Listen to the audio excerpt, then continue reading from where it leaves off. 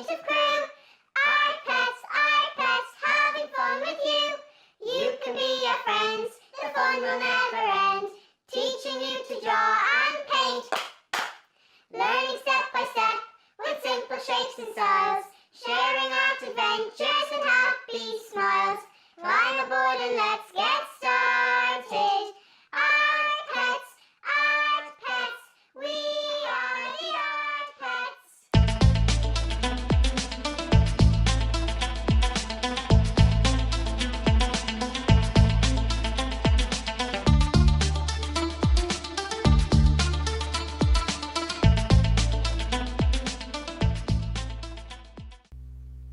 Hi! Welcome to part 3 of how to draw a cute puppy. I hope you enjoyed your part 2. As you can see from this drawing, it's very important to spend the time to develop your drawing. In this video, I will show you how to use your rubber or eraser to create softness and blend. This is especially important when drawing any soft materials like fur or hair. I will also show you how to strengthen your darks with your 6B to give Buttons much more volume and depth, so that he looks three-dimensional. Let's get started. Okay, so having taken a moment or two to have a little look at Buttons, I realised that I now need to both darken and lighten. So for example, I need to add more darks underneath here. I need to have a little bit more strength of shadow just onto the left hand side here of the face. I need to give a little bit more strength in some of these shadows here on the chest, and of course I need to do a little bit of work on the background. But also before that, I'm going to take my rubber and I'm going to start putting in just a little bit of light. So I'm going to look, one of the things that attracted me to this photograph of Buttons was the beautiful highlight along the top of the head here and also along the back. And we're going to start with that. We're just going to start loosely bringing in some of that highlight, just again tapping in with the rubber so we're not too neat and tidy onto it, down onto the left hand side of the ear. Then across the back we have that lovely little highlight there as well. Now this would show up more if I decide to put some colouring in on the background, because the white of the paper, the highlight, and against the white paper here doesn't show as much, but it'll certainly show up when we do the painting of Buttons. Just tapping in to break that line. Remember I said before, when you're looking for fluffiness, having a slightly uneven or broken line on the outline of the drawing helps to create that feeling much more so the lines aren't too heavy and less defined. There's a little bit of light just again just around the back of the thigh here. So remember I said at the beginning of the shading that we put in colour with the intention of blending it and taking it back out in parts to create a sense of soft texture. And that's what I'm trying to do here. And I'm using the rubber in the direction in which the hairs grow to create that little bit of texture. Now my paw might be blocking out some of what I'm doing at the moment, but you'll see it now as I move away. Can you see that now? Lovely.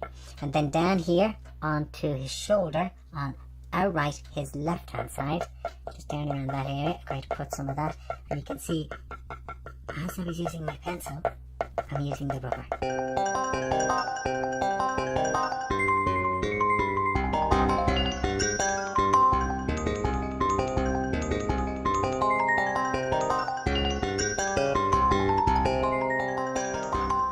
You can see that's giving a lot more softness to Buttons, and I'm now going to come back in with my 6B and go back over some of the areas. By the way, I should say when you're using the rubber, I was using the edge of my rubber, the sharp edge of it, in order to get the details, for example the highlight, to be taken out. To create the highlight, I rubbed out some of the pencil just along the underside of the mouth there, but of course the rubber gets very dirty, so what I do is I then rub it off the side of a piece of wood or something rough in order to clean. So the panel I have on the top of my cockpit table is working very well, and I'm just going to show you. I'm rubbing it off. That's quite a rough surface I have on that I'm using as part of my drawing surface. You can see the way it's cleaned up just here where it was dirty a few moments ago. Just a tiny bit more there, just here.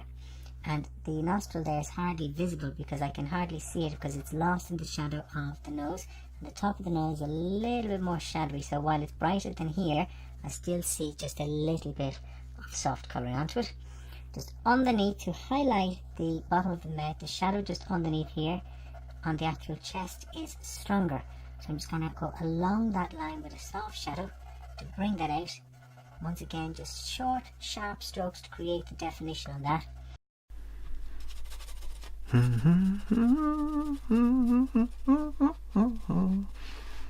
The wiggly things we talked about earlier. I think they might become my favourite words. Wiggly, higgly piggly, and there were others I know Captain Puppy Fluff was using last week. I think he was telling me one, squiggly or squeegee or something like that, which he thought was very funny. He kept laughing at the idea of these silly words. They sounded so fun to use, and so we've been using them a lot with each other. We'd say, look at that, what's that thingamajig? And then we roll around laughing at ourselves. Okay, just breaking that in a little bit more. Take the rubber, it's a bit too solid, so I'm just going to come in and just tap in. And you see that, just getting that little bit of unevenness, and just gets a busyness into that space. Just tap in a few individual bits. You can see in here is a little bit stronger. Just tap in. And then certainly much darker here, so I'm going to really press down on my pencil so to get strength of colour onto it, lean much more heavily, and you can see I've moved up towards the top of the pencil to get more control of the strength of colour that I'm using into that space, and it starts to come down slightly along the side of his back leg there. Hi! Myself and Princess Phoebes were talking recently about drawing, and we realised it was important to remind you to remember that the reason drawing is so important is that drawing challenges our observation skills, and through drawing we improve our observation, which improves all of our other art abilities. Not just with pencils, but also markers, crayons and paints. A little tip we like to keep in mind is, the better our drawing, the better our paintings will be. Now, look forward to seeing you soon. In my next video, I'm going to show you how to draw and paint a T-Rex. Rawr! Can't wait, it's going to be so much fun. See you soon, bye! And it graduates out, so it goes from darks to mediums to lights, but it graduates. There's no linear division to that space. You've got a beautiful light here along the back of the leg, and there's that little bit of negative space that shows the grass in the background. And again, there's another lovely light just along the side here. Now, what do you think? What do you think of Buttons? I think Buttons looks fantastic, even if I do say so myself. I'm very pleased with that. A few more little touches. And to help show that out, I'm going to just put in, you can see the shadow on the grass underneath Buttons, so I'm just going to strengthen the idea of the loose, wispy bits of grass that we see here. And I'm using my pencil, I'm just going like so, in a linear or vertical stroke, going slightly to the left, slightly straight up, and slightly to the side. Just bringing those lines together to create the feeling of the unevenness of the grass and a little bit more strength of shadow around that, just here and there. And of course, grass is not solid, so I'm not using a solid line, breaking in slightly in around those spaces. Put a little bit here, just to the side of that leg to help show off that lovely light. And what I could do is then just soften it around that in a softer colouring to give an impression of the grassy bits around and between into the, what are these called? Well done, the negative spaces. So the legs are positive and the space between is the negative. That's it. And the same over here, just to the left hand of the front leg. What I'll do is I'll hold the pencil slightly further back for this so you can see what it's actually doing, so I'm not blocking your vision. Just there, and I could put more of that on up here, just here and there, little bits if I wanted to, on the side or on the back, but I kind of like the way it's quite clean. Just maybe have one or two little bits and pieces here into the background as we go along, but nothing too rigid, to give the impression of things going on in the background without being too rigid. And then once again I'm going to come back in and take my rubber. I'm going to just tap in, give a little bit of softness here and there to that so it's not too perfect.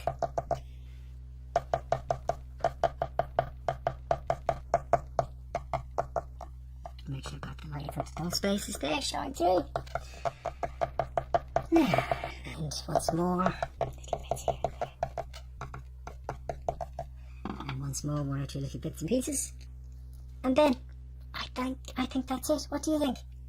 Oh yes, you're right, of course I haven't signed it, so then I just need to put P, K, F and my heart, because it's a nice way to show that I really enjoyed doing it. Princess, Kitten, Fluff, Heart. Brilliant. Now, thank you Buttons, you were a wonderful model and I had so much fun drawing you, and I hope the boys and girls who are watching also have the same amount of fun. Enjoy yourselves, and I will see you soon to show you how to start painting Buttons. Bye for now. Bye.